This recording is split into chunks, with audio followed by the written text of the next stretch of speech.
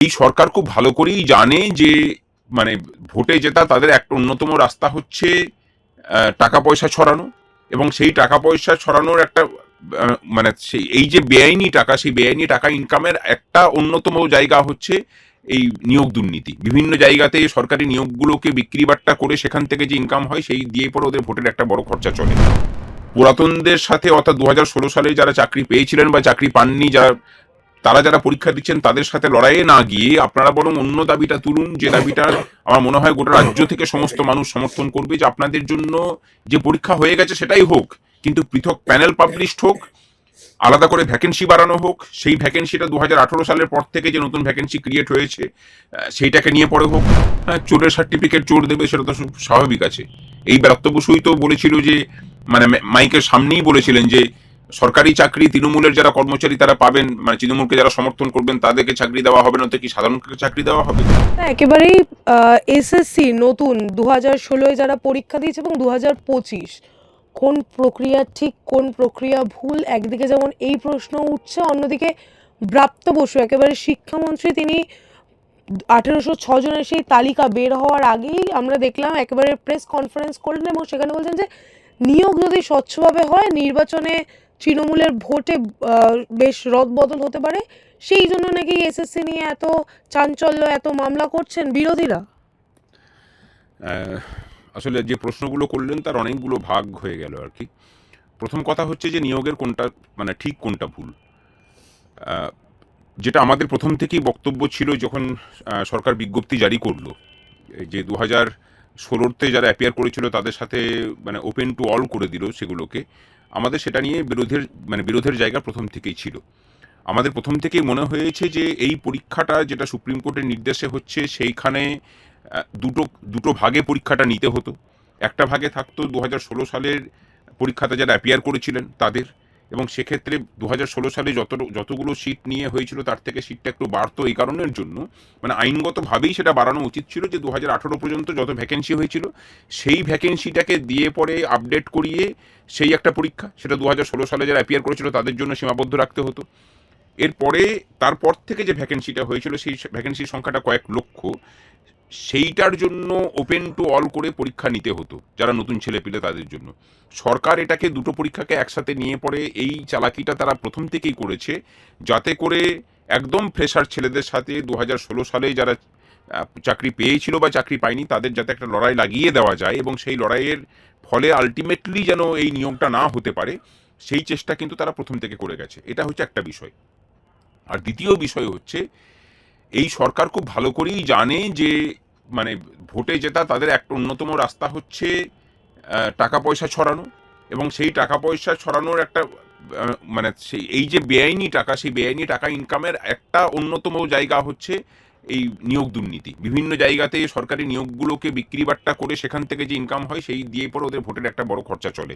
সুতরাং মানে নিয়োগ হবে সেখান থেকে তারা পয়সা খেতে পারবে না, তাহলে স্বাভাবিকভাবে ভোটে খরচাও করতে পারবে না। ভোটে খরচা করতে না পারলে তখন মানে ভোটে তাদের ক্ষমতায় টিকে থাকা নিয়ে তো সংশয় তৈরি হবে। ব্রাত্য বসু আসলে এই কথাটাই বলতে চেয়েছেন। কোথাও আমাদের বুঝতে ভুল হয়েছে। আর এই সরকার থাকবে আর নিয়োগের ক্ষেত্রে দুর্নীতি থাকবে না, এটা হয় না। আমি আপনাদের মাধ্যমে সমস্ত স্তরের নতুন ছেলে মেয়েদেরকে অনুরোধ করছি যে পুরাতনদের সাথে অর্থাৎ 2016 সালে যারা চাকরি পেয়েছিলেন বা চাকরি পাননি, যারা পরীক্ষা দিচ্ছেন তাদের সাথে লড়াইয়ে না গিয়ে আপনারা বরং অন্য দাবিটা তুলুন, যে দাবিটা আমার মনে হয় গোটা রাজ্য থেকে সমস্ত মানুষ সমর্থন করবে, যে আপনাদের জন্য যে পরীক্ষা হয়ে গেছে সেটাই হোক, কিন্তু পৃথক প্যানেল পাবলিশড হোক, আলাদা করে ভ্যাকেন্সি বাড়ানো হোক। সেই ভ্যাকেন্সিটা 2018 সালের পর থেকে যে নতুন ভ্যাকেন্সি ক্রিয়েট হয়েছে সেইটাকে নিয়ে পরে হোক, তাদের 2016 সালের জন্য পৃথক ভ্যাকেন্সি নিয়ে পৃথক প্যানেল তৈরি হোক। এটা এটা এই এই দাবিটাই হচ্ছে ন্যায়সঙ্গত দাবি হবে। কিন্তু দাদা, ব্রাত্য বসু প্রেস কনফারেন্সে কার্যত একটি প্রসঙ্গ বললেন যে নিয়োগ প্রক্রিয়া যাতে কোনোভাবে কেউ বাধা না দেয়, বাধা সৃষ্টি না করে, তার রায় স্পষ্টত বলা রয়েছে। রায়ও তো এটাও বলেছিল যে দাগিরা যেন পরীক্ষায় না বসে। আসলে ব্রাত্য বসু কি বলেন না বলেন মানে সেটার জবাবদিহি করা তো ধরুন আমাদের পক্ষে সম্ভব নয়। আমার মনে হয় অনেকটাই যে অ্যাক্সিডেন্টাল শিক্ষামন্ত্রীর মতো আর কি ওনার কাজ কারবার। আজ বিগত 5 বছর ধরে আমরা চেষ্টা করে ওনার একবার মুখদর্শন করতে পারিনি। কতজন করতে পেরেছেন সেটা নিয়েও সন্দেহ আছে শিক্ষামন্ত্রী হিসাবে।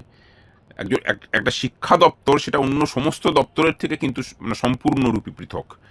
শিক্ষা দপ্তরের কাজটাই হচ্ছে নিচের থেকে ফিডব্যাক নিয়ে সেই অনুযায়ী শিক্ষা দপ্তরটাকে চালানো। মানে এটা খুব গুরুত্বপূর্ণ এই কারণের জন্য যে শিক্ষার যেটা সব থেকে গুরুত্বপূর্ণ কাজগুলো হয় সেটা হচ্ছে যে স্কুল লেভেলে, সেখান থেকে যে ফিডব্যাকগুলো সেগুলোকে নিয়ে পরে মিনিস্ট্রি চালানো, সেটা হচ্ছে সব থেকে গুরুত্বপূর্ণ জায়গা হওয়া উচিত, সেটা যেটা উনি করেন না। তা যে জায়গাটার কথা উনি বলছেন যে সুপ্রিম কোর্ট বলেছিল কাদিকে, সুপ্রিম কোর্ট তো গত শুনানিতে তো কি বলেছে সেটা বিরাট বসুকে তারপরে জিজ্ঞাসা করেননি? যে সুপ্রিম কোর্ট তো বলেছে আমরা কোনো সময় তো বলিনি যে ফ্রেশারদের সাথে 2016 সালের একসাথে পরীক্ষা নিতে।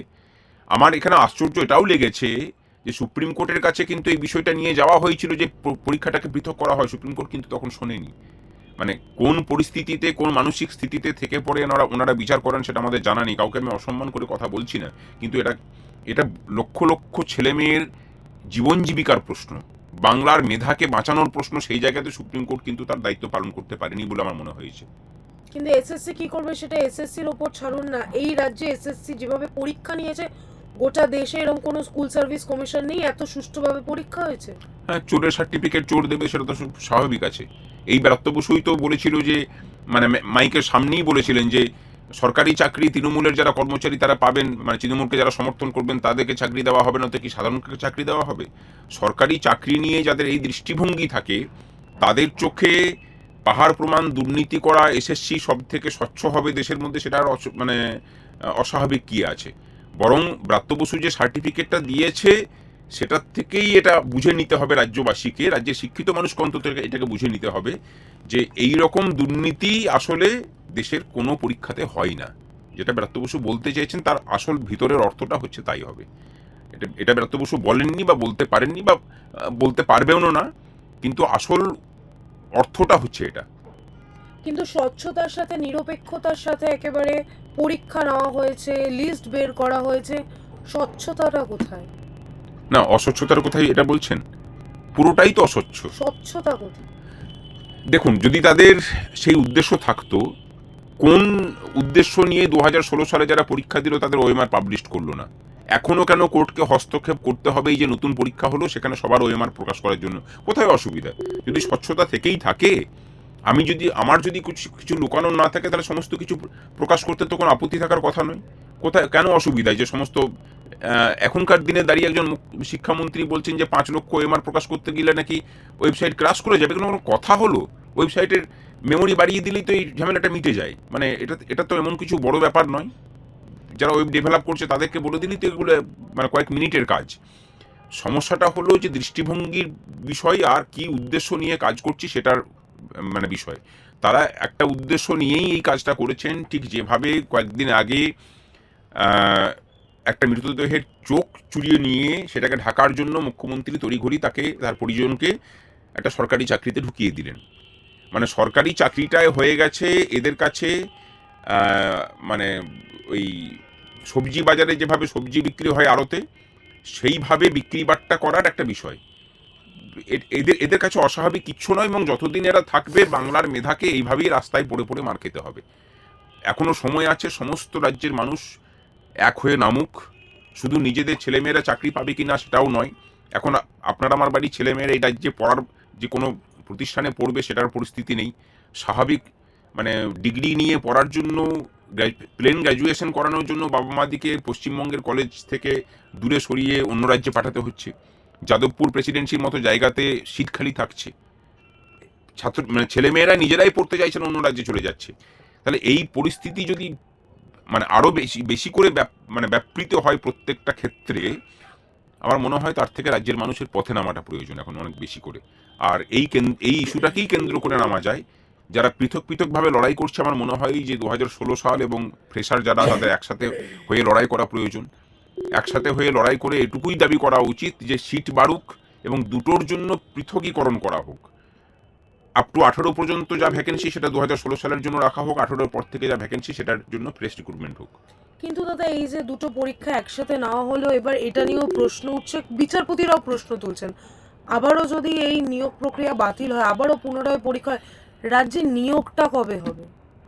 নিয়োগ তো করতে চাই না ওরা, যদি চাইতো তাহলে আমার ঘোরতর সন্দেহ আছে যে ডিসেম্বরের মধ্যে আদৌ নিয়োগ হবে কিনা। কিন্তু আমরা যারা ভাবছি যে হবে এই ডিসেম্বর পর্যন্ত চাকরি করার পরে শিক্ষক শিক্ষিকারা আবার পুনর্বহাল থাকবেন, নতুন শিক্ষাবর্ষে তারা আবার ক্লাস করবেন, শিক্ষাকর্মীদের চাকরিটা কিন্তু চলে গেছে বিগত 6-7 এপ্রিল থেকে ধরুন প্রায় 8 মাস 9 মাস হয়ে গেল তাদের বেতন নেই, তারা বিভিন্ন জায়গাতে বিভিন্ন রকম কাজে ব্যস্ত হয়ে পড়েছেন। শিক্ষাক্ষেত্রে জড়িত থাকা একজন মানুষ উদ্বাস্তু হয়ে গেল। এবার শিক্ষকদের পালা। এই সরকার নিয়োগ করতে চায় না, নিয়োগ করতে চাইলে পরেই যে ধরনের মানে অপকর্মগুলো প্রত্যেকটা পদক্ষেপে এরা করে সেগুলোকে করতো না। যদি সৎ উদ্দেশ্য নিয়ে করতো, এর জন্য কোনো বিশেষজ্ঞের প্রয়োজন হয় না। এই রাজ্যের যে কোনো মানুষকেও এসএসসির জায়গাতে বসিয়ে দিলে পরে তারা স্বচ্ছভাবে নির্বাচনটা এই নিয়োগটাকে করে দিত কোনো রকম। কিন্তু উদ্দেশ্য যদি নবান্ন থেকে এটা হয়ে আসে যেখান থেকে কত টাকা তুলতে হবে সেই যদি কোটা বেঁধে দেওয়া হয়, তাহলে এটা কোনোদিনই সম্ভব নয়।